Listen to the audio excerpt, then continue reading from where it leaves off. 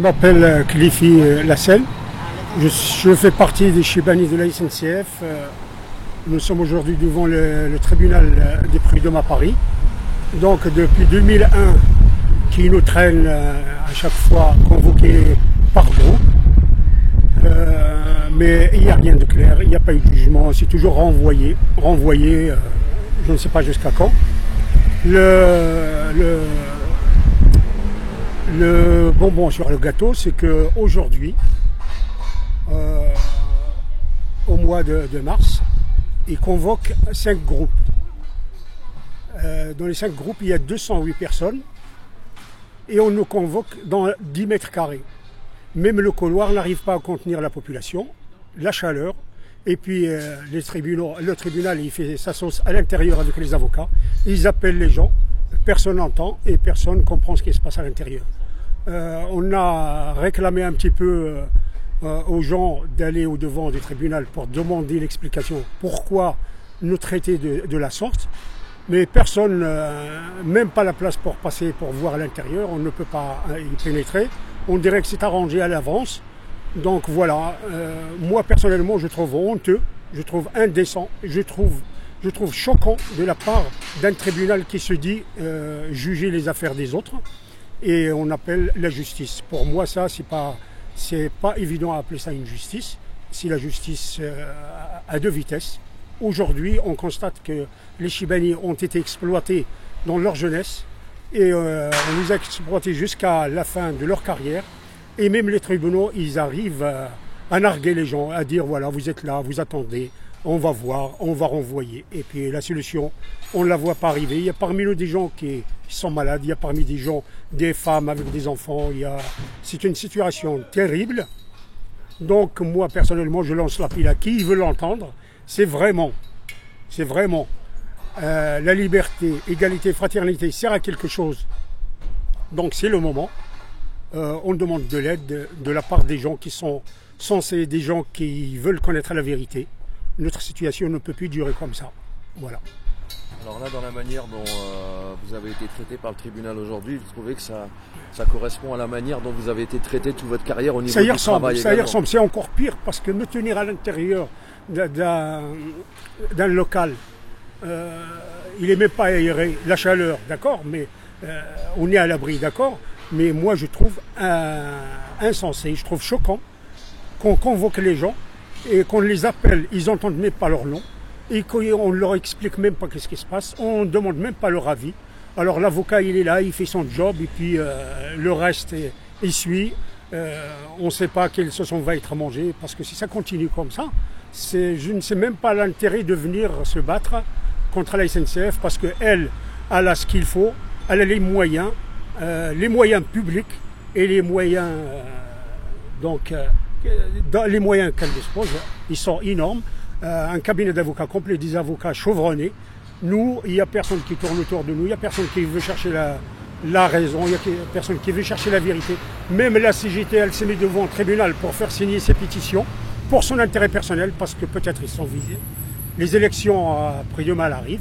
Donc on leur a dit qu'est-ce que vous en pensez de cette situation? On nous renvoie à l'intérieur, donc on nous dit allez voir avec les juges. Mais n'empêche, ils sollicitent quand même la population pour signer leur pétition. Donc moi j'ai dit halte scandale, il y en a marre. La liberté, égalité, il faut qu'elle soit pratiquée sur le terrain, il ne faut pas que ça reste de l'encre sur papier. Voilà. Vis-à-vis des Chibani, quelle a été l'attitude de la CGT justement en matière de soutien? Est-ce qu'elle vous a soutenu, elle vous a pas soutenu? Non, on ne peut pas dire ça parce que quand il y a eu des négociations depuis les années 80, moi je suis le premier à avoir écrit à au ministre des Transports de l'époque et j'ai écrit au Premier ministre, M. Jospin. On m'a renvoyé toujours à la SNCF et j'ai posé les questions dans les réunions syndicales. Aucun syndicat n'a répondu à ma question. Au contraire, ils utilisaient des phrases qui sont choquantes.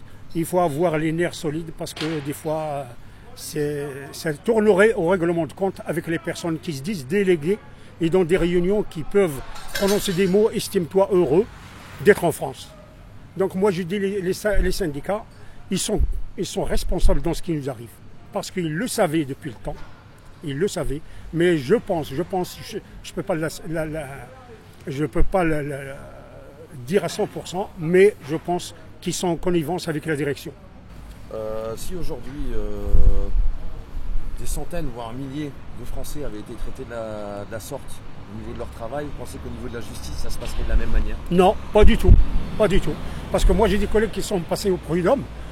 Ça n'a pas duré un an. Ça n'a pas duré un an. Et leur problème a été réglé. Parce que, bon, la justice, elle est ce qu'elle est. La mentalité des gens, elle est ce qu'elle est. Mais en tout cas, deux poids, deux mesures existent. Et ça existera toujours vis-à-vis des travailleurs étrangers. On nous a exploités, on a fait notre job correctement. Sincèrement, on était considérés comme tels. Mais par contre, vis-à-vis des droits, c'était pas ça. Maintenant, bon, on s'est réveillé peut-être un peu tard, mais si jamais trop tard. Donc moi, personnellement, je me battrai pour le principe. Mais pour l'instant, ma situation n'est pas claire parce que l'association qui gère notre situation, là, et les avocats qui défilent l'un après l'autre, donc c'est pas très clair, je ne sais pas comment ça va se terminer. Donc voilà. Faut dire qu'aujourd'hui, il y a 5 groupes qui ont été convoqués avec une moyenne de 40 personnes, enfin 208 personnes au total. Chacun a reçu sa convocation de manière individuelle. Oui. Et en fait, tout le monde ne peut pas être reçu dans cette petite salle qui peut contenir tout à fait. 40 places. L'appel a été lancé. Le juge appelle les gens par leur nom. Mais les gens qui sont à l'intérieur, ils transmettent de bouche à oreille jusqu'à l'extérieur de la salle. Et le juge regarde ça comme ça, sans lever le petit doigt. Ou alors l'avocat, il dit « je représente ». Mais même la justice ne cherche même pas à connaître les individus. Ils ont des dossiers devant eux et nous sommes devenus des numéros. Voilà, des numéros. Alors chacun cherche son intérêt, mais l'intérêt général, je ne pense pas qu'il y a beaucoup de gens qui se soucient. Voilà, sinon la situation serait beaucoup plus claire qu'aujourd'hui. Et alors vous pensez que la solution par rapport à tout ça? Bah, de toute façon, nous, on suit le mouvement. Mais moi, je lance l'appel à M. Chibani, comme moi, qu'il faudra peut-être réfléchir à prendre son destin en main, à discuter fermement avec les représentants avocats, juristes, et puis l'association, et puis voir qu'est-ce qu'on pourra faire, parce que ça ne peut plus durer. Parce qu'il y a des gens qui vont partir, ils ne verront même pas l'issue de ce problème. On commence à voir dans la salle, on a l'impression qu'il y a pas mal d'ayants droit, des gens qui sont là. Oui. Il y a beaucoup d'orphelins, il y a beaucoup de problèmes que la justice ignore ou alors ne veut pas comprendre. Les avocats adverses, ils nous font la morale dans le couloir. Ils nous parlent d'une manière à vouloir embrouiller les pistes, à vouloir diviser les gens et à mettre la pression aux gens. Et moi, personnellement, je comprends la situation, mais je me défendrai jusqu'au bout. Voilà. Et je lance l'appel à mes frères, Chibani comme moi.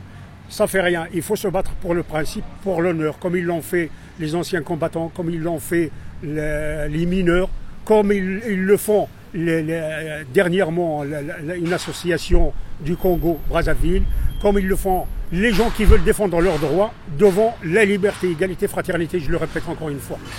Voilà. Merci beaucoup. Je t'en prie.